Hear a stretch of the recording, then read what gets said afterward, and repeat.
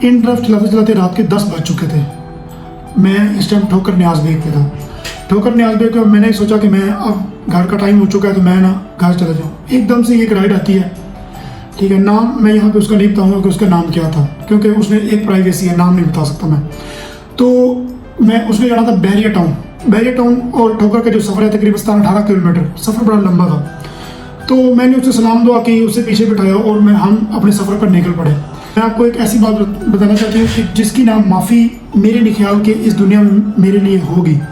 तो मैंने सोचा कि ऐसा कि क्या इसने कोई कर दी होगी गुनाह की जिसकी कोई माफ़ी नहीं है, ठीक है। तो अब मैंने कहा कि क्या स्टोरी है, लोगों ने यहाँ पे 100 कत्ल किए होते हैं लेकिन उनको अल्लाह ताला फिर भी माफ़ करते हैं, ऐसा क्या आपने गलती कर दी है। उसने कहा कि ये बात है आज से 25 साल पहले की, जब मेरे बाबा और मेरी मामा की डिवोर्स होगी तो हम लाहौर में आ गए।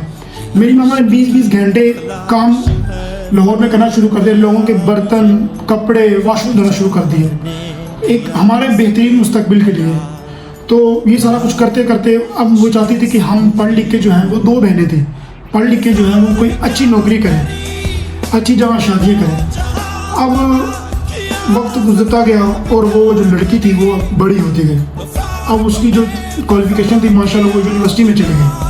अब उसकी जो माँ थी वो काम करती रही और अपने बच्चों को पढ़ाती रही, लेकिन उसी दरमियान उसकी जो बड़ी बहन थी उसकी होगी शादी, ठीक है। जब इसकी जब बारी आने लगी तो अभी यूनिवर्सिटी में थी, इसको एक लड़का पसंद आ गया। लड़के के साथ ये काफ़ी ज़्यादा टाइम गुजारने लग पड़ी और लड़के ना कि चलो यार अब ना हमारी शादी की उम्र हो गई, क्यों ना हम शादी कर लें।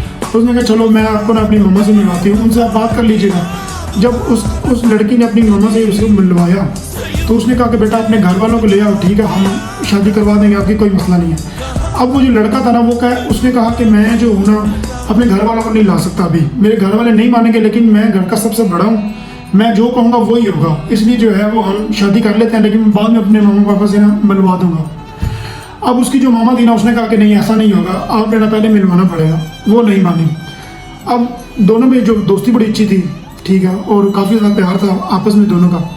तो अब दोनों ने क्या किया कि भाग के ना कोर्ट मैरिज कर ली, शादी कर ली। अब दोनों जो है वो बहुत ज़्यादा खुश हो गए, ठीक है। ना उसने अपने घर बताया ना इसने अपने घर बताया। वो तकरीबन ना 1 साल इस बात को गुजर गया। जब 1 साल गुजर गया तो उसने सोचा कि भी मुझे अपने घर क्यों नहीं लेके जा रहा। अब वो जो बंदा था ना वो इस्लामाबाद में काम करता था, वो हर हफ्ते बाद चक्कर लगाता था, हर हफ्ते बाद आता और 2-3 दिन रह के चला जाता, हर हफ्ते बाद आता और 2 दिन रह के वो चला जाता। तो एक दिन ना उसने कहा कि मुझे अपने घर क्यों नहीं लेके जा रहे हो। उसने कहा कि अभी मेरा काम बहुत ज़्यादा है, मैं अभी घर में बात ये नहीं करूँगा कि मैं आपको शादी मैंने कर ली है, मैंने घर में बताया भी नहीं अभी। लेकिन बाद में जब वो लड़की थोड़ी डिटेल ली तो पता चला कि ये अपने घर में ही रहता है, कोई काम वगैरह नहीं कर रहा, उधर ही है अपने घर में, ठीक है। तो वो काफ़ी ज़्यादा अमीर था ये लड़का।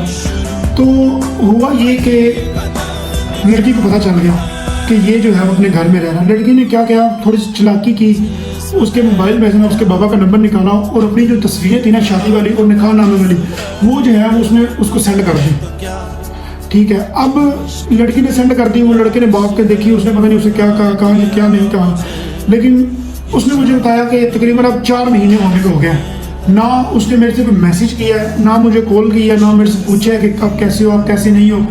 अब जो है हमारा बैरिया टाउन में घर है, लेकिन हमारा अपना घर नहीं, रेंट पे घर है। अब रेंट भी जो है वो मैं खुद दे रही हूँ अपनी जॉब करके। अब वो जो है वो मेरे पास चक्कर नहीं लगा रहा। अब मुझे बताओ कि मैं उसका क्या करूँ। तो ये बात सुनने के बाद ना मेरी आंखों में से आंसू आ गए। आंखों में से आंसू इस वजह से नहीं आया कि लड़की के साथ बड़ा बुरा हुआ है, आंखों में आंसू इस वजह से आ गए कि वो जो लड़की की माँ थी जिसने इतना स्ट्रगल किया था इसके लिए, इतने काम किए थे इसके लिए कि इसका जो मुस्तकबिल है वो एक बेहतरीन हो सके, उस माँ के बेचारे क्या गुजरी होगी उसके ऊपर। तो अब उसने कहा कि मैं क्या करूं, मैं कैसे क्या करूं, मैं किधर जाऊं, मुझे बताओ।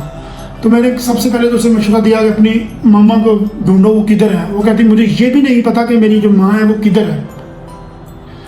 तो आज ये काम करना तो बड़ा ही आसान है कि बंदा भाग के शादी कर लेता है, सारा कुछ सेटल हो जाएगा, ये हो जाएगा वो हो जाएगा। ये सिर्फ बातें ही हैं। ये मेरी नसीहत आप सबके लिए कि जब भी कोई ऐसा काम पड़ जाए तो पीछे हट जाओ। बेशक खास तौर पे ये लड़की के लिए मैसेज है। मुझे ये बात ये लड़की ने बताई है, तो जो भी है ना, पीछे हट जाओ इस काम से। इस काम में जो है वो सिर्फ जलालत ही है और कुछ भी नहीं है।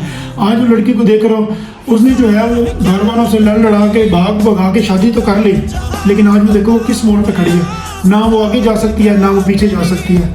इसलिए ज़रा सोचिए इस बात पे।